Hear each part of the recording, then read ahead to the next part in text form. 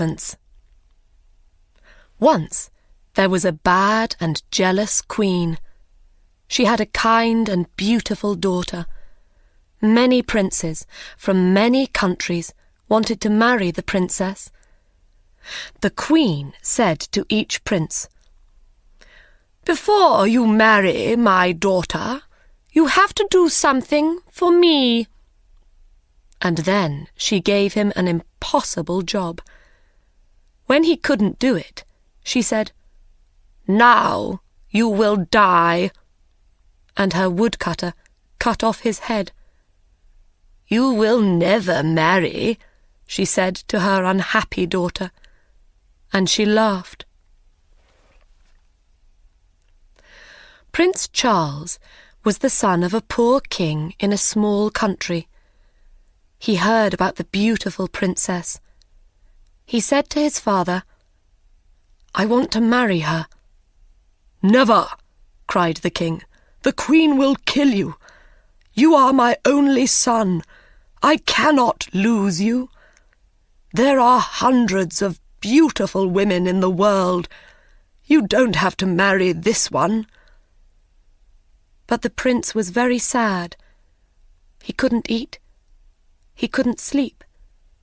In the end, his father said, "Go then. Go to the princess. I hope you will do better than the other princes.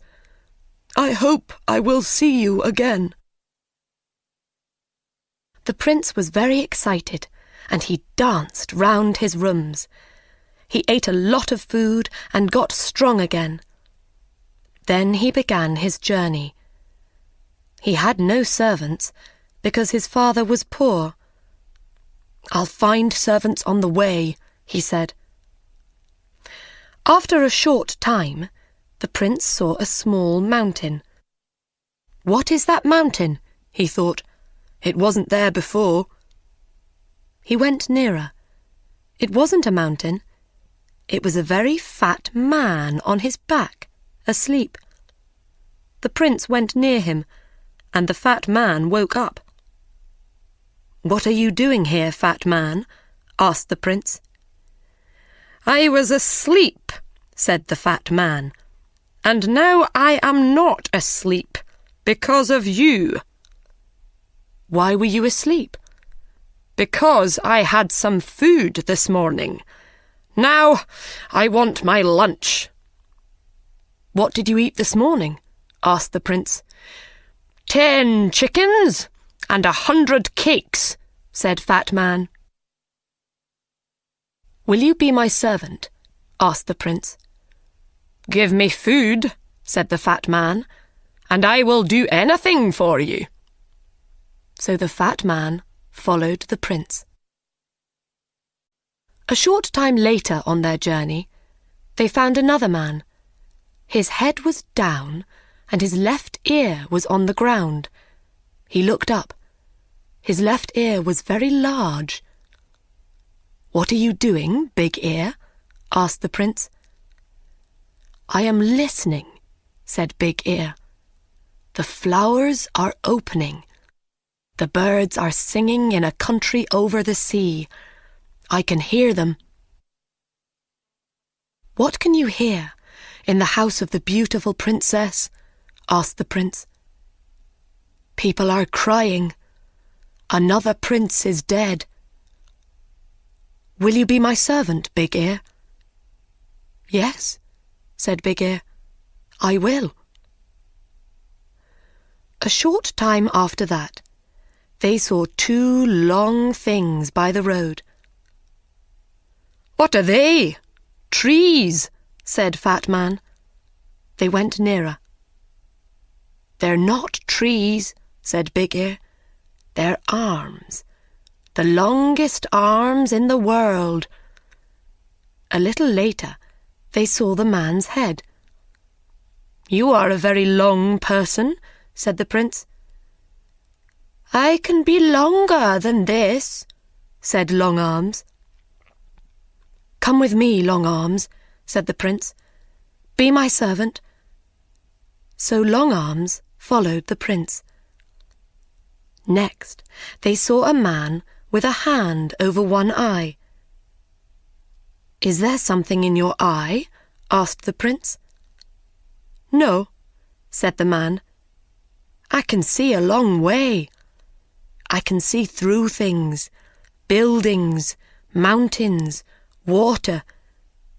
When something is near me, I have to put my hand over one eye. Then I can see it." "Come with me, Quick Eyes," said the prince, "and be my servant." And Quick Eyes followed the prince.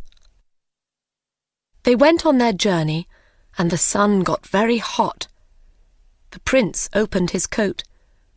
They came to a man by the road. He wore 2 thick coats and a large hat. They could not see his face.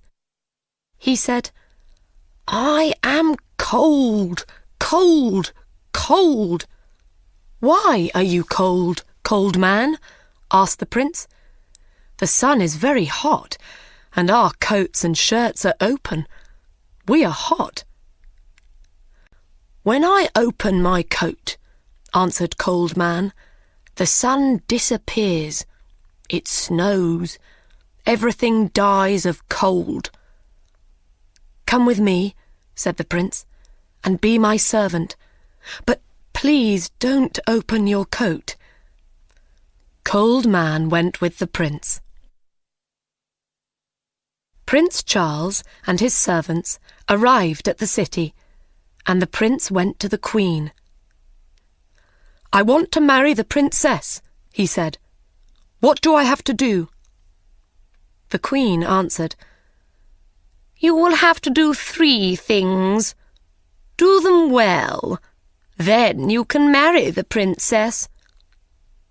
"What is the first thing?" asked the prince. "I have a beautiful blue jewel. Yesterday it fell into the river. Bring me the jewel before the sun goes down." The prince went back to his servants. "How can we find the jewel?" he asked them. Quick Eyes took his hand from his eye. "I will look for it." He went to the river. "There it is, over there." "I can't see it," said Long Arms.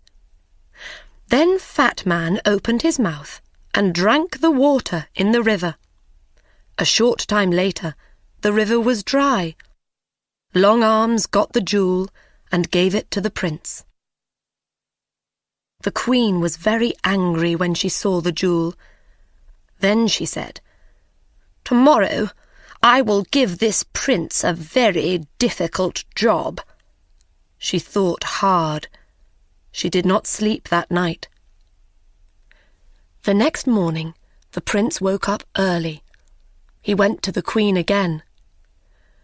"You are hungry after your long journey," she said, with a cold smile. "I have 30 chickens outside.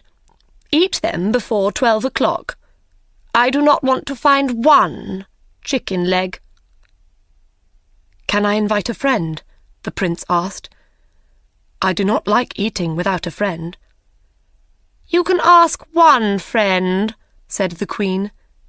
The prince left.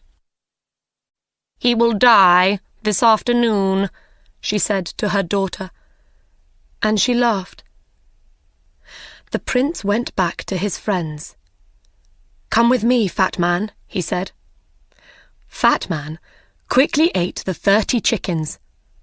Then he ate the queen's other animals, the bread in the kitchens, the fruit on the trees, and the vegetables in the ground.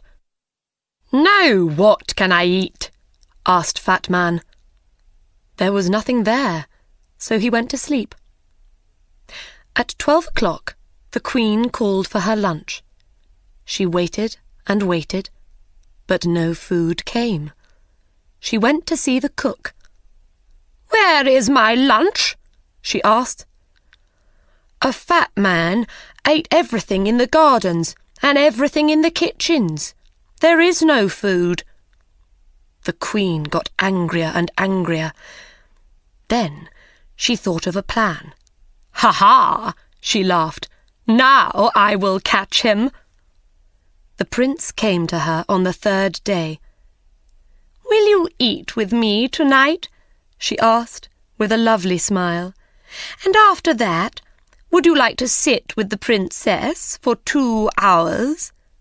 "Yes," answered the prince. "I would love that." "You will not fall asleep when you are talking to the princess?" asked the queen. "Fall asleep?" cried the prince. "Never." "When a person falls asleep with the princess," said the queen, "the princess disappears by magic. Then that person dies." The prince put on his most beautiful clothes. He ate with the queen. Their conversation was very cold. Servants brought wonderful food and wonderful drinks. When the prince turned away for a minute, the queen quickly put something into his glass of wine. The prince did not see. He drank the wine. Then the queen took him to the princess. They climbed up many stairs to a high room. The princess sat sadly by the window. The red light of the evening sun lit up her beautiful face. The river below, the flowers round the window, and her dress were the same colour. The prince sat near the princess. They were very happy for a short time. But the prince's eyes suddenly felt heavy. He started to fall asleep. He couldn't hear the princess's words. His eyes shut. He was asleep. Half an hour later, he opened his eyes again. The princess wasn't there. He looked everywhere in the room, but he couldn't find her. He ran to the window and looked out. He saw Big Ear below. He called to him, "The princess isn't here. We have to find her in the next hour." Long Arms brought the prince down to the ground. "Where is the princess? Can you hear her, Big Ear?" Big Ear put his ear to the ground. "Yes," he said, "I can hear her. She is calling. She says that she is across the river. She is inside a tree. Her mother's men put her there." Quick Eyes looked. "Yes," he said, "I can see her." "But how can we get her?" cried the prince. "I have an idea," said Cold Man, and he opened his coat. Snow fell. Everything went white. Cold Man jumped into the river, and the water was ice. They ran across the ice and brought the princess back. Long Arms put the prince and princess back through the window into the high room.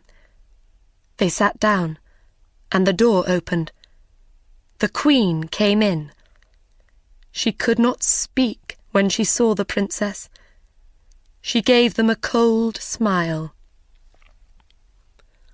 "We are having a very interesting conversation," said the prince. "We are talking about trees and rivers." "Come with me," said the queen. "It is night. Your bedroom is ready. Your servants can sleep there too." The prince said good night to the princess, and he and his servants followed the queen. She took them to a big room. The queen shut the door.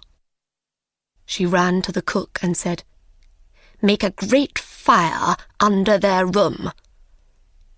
After a short time, the room got very hot. The prince went to the door, but he couldn't open it. "I can hear a great fire below us," said Big Ear. "This is wonderful," said Cold Man. "I feel really warm for the first time in my life." "Open your coat, Cold Man," said the prince. When Cold Man opened his coat, the room got colder again. "That's better," they said. The Queen listened at the door. She heard them. She ran to the cook and said, "Make the fire hotter." Cold Man smiled. "I am warm again," he said. "They are cooking us," said the other servants. "Take off your coat," said the prince. The prince took Cold Man's coat away. "I am too cold," said Cold Man. "Please give me back my coat." Snow fell in the room. The prince could not speak because he was too cold. Fat Man cried. There was ice in his hair. The Queen came to the door. She listened. Nothing. "They are dead now," she said. She opened the door. The prince and his servants ran out of the room. "Let's go and sit by a fire," said the prince. "My face and hands are blue with cold." The Queen could not win. She knew that now. So she left the country. The princess married the prince, and they lived happily. And the good servants lived with them.